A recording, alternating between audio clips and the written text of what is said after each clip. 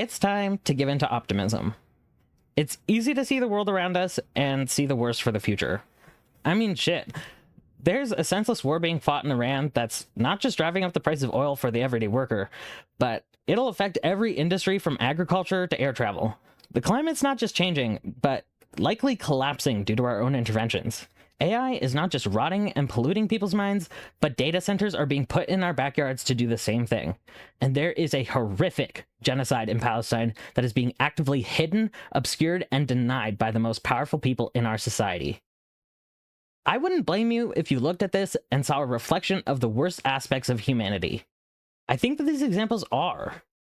They're caused by an excess of greed, money, and power that coalesces in the stripping of those without those same privileges of their humanity. But I'm here to hopefully make a compelling argument. One not for the doomer in us all, the side that sees tragedy and correctly assesses that something needs to change. For you see, the doomer ends their assessment there. Change is needed, but impossible. The powers that be simply hold too much power. Allow me to make an argument for the bloomer.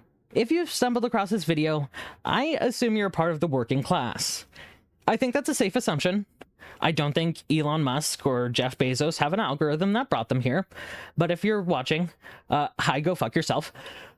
I think many people have a misconception of what even is considered working class these days. There's this sort of well-known dude. You may recognize his name, but have never read anything he's written. Not many people read nowadays. Side note, if you feel called out by that statement, books are absolutely beautiful if you look past what major bookstores recommend. There's a pinned comment below and on screen for anyone who wants the absolute beginner's guide on how to get started reading, like starting at children's books. I recognize we're facing a major literary crisis, and I don't want anyone to feel like I was shaming people.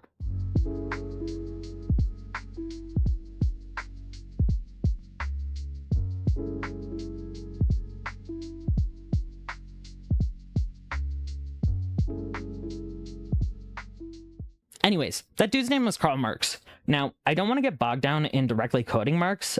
I just mentioned there's a literary crisis, and he can be a little dense in his writing. Also, I'm really only going to focus on one aspect of his criticism, so this is not an all-encompassing summarization. Still, if you have an issue with the way I've presented it, please let me know in the comments. Basically, very, very basically, the bourgeoisie are the capital-owning class. This means they own the means of production. In modern terms, these would be the heads of corporations, CEOs and such. He argues that they do the least amount of labor, and that they put that onto the proletariat, the working class.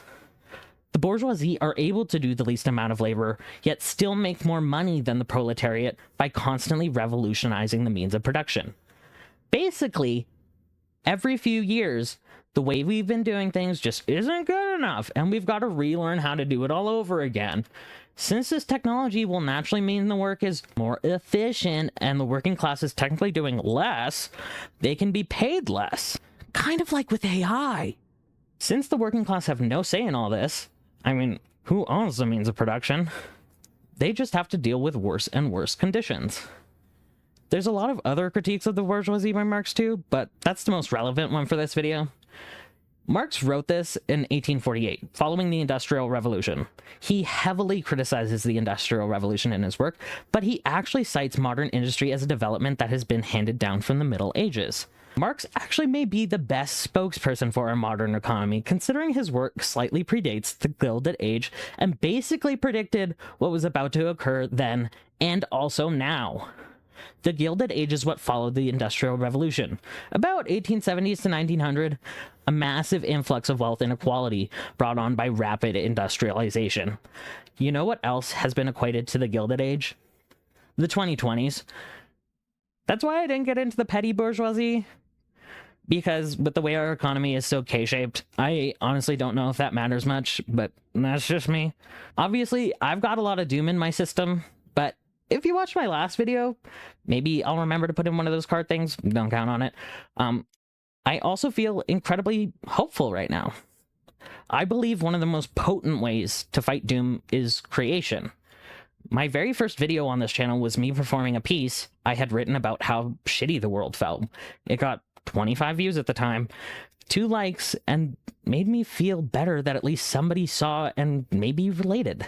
I've also been writing a lot of poetry. I'll share some on screen, maybe. Pause to read. It's largely on my Tumblr, and there's a collection of it for free on my Ko-Fi in the description if you're looking for more.